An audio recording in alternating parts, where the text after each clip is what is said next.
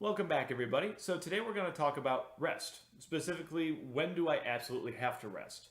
So, I get asked a lot, is it okay for me to exercise every day? And of course, like with everything else, the answer is it depends. What are you doing? So, it is true that there are certain types of exercise that we really should be resting more frequently than others. So, let's cover those first. When it comes to lifting exercises, things like resistance training, whether I'm lifting weights or my body weight, the muscles that we're working, we're designing these exercises that we work to near fatigue. We talked about this in our resistance training video. If I'm deciding how many repetitions to do, I should be close to that, like, I'm going to give up in like 2 or 5 more point. So if I'm working myself to that level, I should probably be taking breaks relatively frequently. So if I'm doing a set of exercises that target my arms one day, or my shoulders, chest, and back, for example, then I want to take at least 24 to 48 hours of full rest before I go back to working those again so that my body has a little bit of time to recuperate. We're pretty sure that when we're doing things like this, what's happening is that we're making small tears in our muscles. And these small tears are what forces our body to build back up stronger. It hit that level of challenge that forced it to undergo a small amount of trauma, so it knows, oh, I need to build up bigger and better for the next time. But our body takes time to do that. And what we usually tell people is, for example, if I'm doing these lifts on a Monday, Tuesday I should give my body the time off of those exercises so that I have time to recuperate.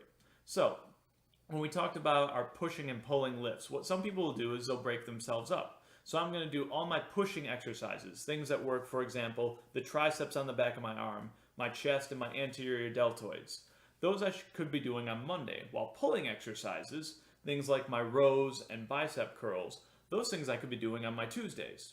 Then on Wednesdays, I can go back to pushing, Thursdays back to pulling. Now the legs are a little bit more complicated. Unless you have a great machine that designs it so that you can split your body in half, most exercises like squats and lunges work a combination of muscles. So very often people will just give themselves a dedicated leg day. This type of split exercise allows us to do some sort of resistance training every day without feeling like, oh, I'm sacrificing. I'm really not doing any lifting on Tuesday because I did my full body workout on Monday.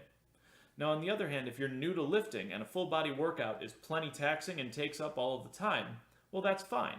That way you do have a full day to recuperate, and if you have a busier schedule, that works out pretty well.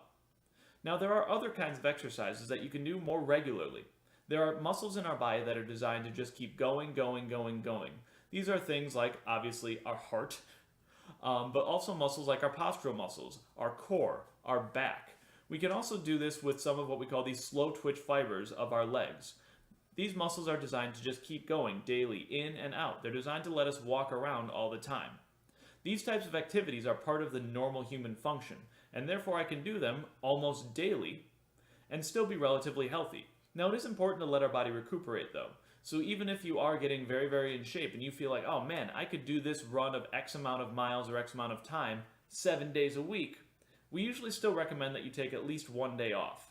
Now, you might be taking more days off, and that's still okay. But if you're starting to build up and you're finding you're working 6 days a week, it's good to take a 7th day and just have a little bit of a rest. Now, that rest can be subjective. For a lot of people who've been running all the time, it's still okay to go out for a walk and have some fun. But you should not be pushing yourself to the limit on that rest day. You should feel like whatever you're doing is pretty light. What you're doing is just, for fun and to keep moving. It's not to exercise in that extent that you're really pushing yourself to the limit like you would in a lift or a cardiovascular endurance trial like we were talking about last week. But other than that, the other exercises I tend to have people take a day or two off of, especially when they're first starting, are sprints. Like we talked about with lifting, with a sprint, you are pushing yourself to your absolute limit. So this might be something that's good to give yourself a little bit of rest time, especially as a lot of sprinting exercises, like rows, if you're working on a rowing machine, or if you're working on a cycle. When we're pushing these big groups of muscles as hard as we can, they're probably going to develop a very similar type of tear to what we'd be doing if we were lifting those muscles with a leg press, for example, on the bicycle. Now, while you could go theoretically a little bit longer, that sprint still is not a long period of time, and so that limit shows me that it might be a good idea to take that rest period again. So, hopefully you guys have a good understanding of what should I be resting from. Take about a day off when you're doing high intensity training, whether it's for sprinting in a certain group of muscles or if it's lifting for that group. But it doesn't mean you have to take the entire time off. And like we said, Core exercises and cardio, especially at a lot of levels at that lighter pace, are things that can be done almost every day, and it's not going to be too demanding on you. Now, if you... My cat's causing trouble in the background, sorry. Now, if you have any other questions about rest, if you want to be a little bit more specific, let me know, and hopefully I'll be able to answer you directly.